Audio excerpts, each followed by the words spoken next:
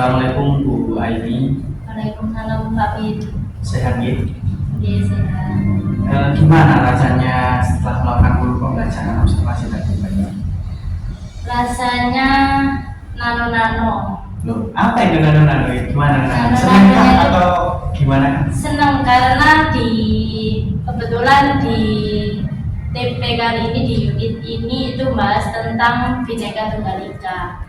Jadi ini pengenalan keragaman budaya di Indonesia yang saya fokuskan ke lagu-lagu daerah. Ya.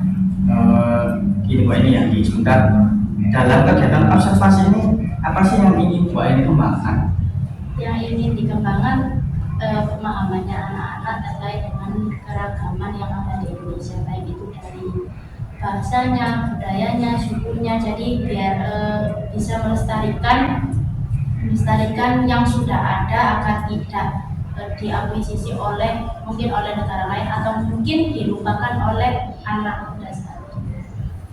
Apakah memang anak-anak yang sekarang itu sudah lupa dengan budaya Indonesia dulu ini? Ya, apalagi sekarang banyak semacam budaya barat-baratan, terutama lagi bumi-buminya pecinta K-pop, kemudian budaya barat, westernizasi itu juga. Jadi di materi kali ini memang lebih fokus ke gimana sih caranya untuk menumbuhkan rasa memiliki terkait dengan keragaman yang ada. Maka di sini saya fokusnya ambil materi tentang gimana sih cara menyatukan, berintegrasi, baik itu dari segi ketidaksamaan yang mereka miliki sehingga mereka merasa memiliki satu sama lain. Ini punya saya, ini punya kami, ini Indonesia kami, seperti itu. Karena memang sekarang kan zamannya digital ya Bu ini, jadi info itu sudah ada atas kan. Kalau kita lihat dari pembelajaran hari ini Bu Aini, apakah menurut Bu Aini sudah baik atau mungkin ada yang kurang?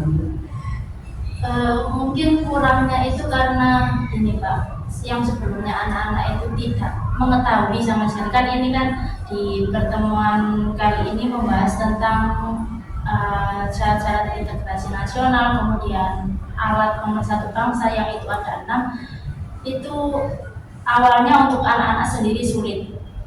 Kita membahasnya tentang bahasa daerah, kemudian lagu-lagu daerah di masing-masing tempat. Bahkan anak-anak sendiri itu ternyata tidak mengetahui lagu dari Jawa Timur itu apa. Tahunya gundul-gundul pancur, padahal dari Jawa Timur itu lagunya itu banyak sebenarnya. Tapi yang lebih umum dikenal itu di kalangan masyarakat secara besar, yaitu lagu dari Madura. Nah, anak-anak itu malah, oh ada ya biar lagu dari Madura itu. Anak-anak nggak paham. Bahkan ada yang tanya, Madura itu apa bagian dari Jawa Timur, seperti itu. Jadi di sini kita, yaitu tadi kesulitannya mungkin di situ. Padahal yo sebenarnya kan memang Indonesia yo pulaunya kan banyak yang Bu Aini ya. Mungkin yang terlihat yo yang besar-besar ke Jawa, mungkin Jawa, Kalimantan, Sumatera. Apakah di sini tuh anak-anak kelihatan interest nggak? Interest banget. Ketika pertama kali saya coba untuk memancing anak-anak gitu, memberikan umpan lagu dari daerah ini mana, dari Jawa Barat semangat ini Bu, ini. Tapi ketika dari Jawa Timur diam dulu. Kemudian ayo dilihat dulu. Di situ saya memanfaatkan media pembelajaran handphone, dicari, oh ada keragam sapi, gimana Bu lagunya. Akhirnya disetelkan, kok gini Bu, kayak lagu dangdut aneh gitu. Tapi saya kasih waktu untuk sekitar 1 minggu ya Pak ya. Kemudian mereka ternyata hafal banget dan bisa nyanyi sama-sama lagu itu tadi. Dan sampai sekarang ini kalau ketemu saya, Bu ayo menyanyi lagu Tanduk Maju seperti itu. Jadi tertariknya itu baru karena mereka baru tahu, oh ternyata ada lagu dari Madura yang miliknya itu lagu Jawa Timur, bukan khusus untuk Madura sendiri. Ini kan di kelas perempuan kayaknya Bu Aini, Yeah. di kelas 15 nih kalau saya salah. Apakah memang dari semuanya itu benar-benar interest kayak ada siswa salah satunya itu katanya, oh biasa aja misalkan, oh tahu berarti biasa aja. Sepertinya ada satu anak yang dari ini Pak Bin, dari kebetulan pendatang dari Kalimantan Barat. Dia pertamanya itu, Bu saya nggak bisa bahasa itu, saya itu orang Pontianak, saya nggak bisa, saya bisanya lagu ambar-ambar pisang gitu. Akhirnya ayo Mbak coba gitu. Ternyata dia bisa, malah lebih fasih daripada teman-temannya yang belajar itu tadi. Jadi Bu tapi logatnya ada nggak Bu gitu. Akhirnya dia bisa dengan sendirinya dan setiap ketemu ya Bu saya bisa lagu bahasa Madura seperti itu. Berarti kalau tadi memang tak lihat ini memang Mbak itu luar biasa kok kondisinya, terus kemudian memang dari hal tadi mungkin karena hal baru terus kemudian mereka interest, bahasa itu memang luar biasa Mbak ini. Nah, apakah dari yang di awal tadi katanya Bu Aini itu ingin mengembangkan siswa tentang budaya nasional, apakah dari sini tuh tujuan dari Bu Aini yang di awal tadi itu sudah memenuhi nggak Pak? Ngomongin cara ini kayaknya. Mungkin kalau dikatakan memenuhi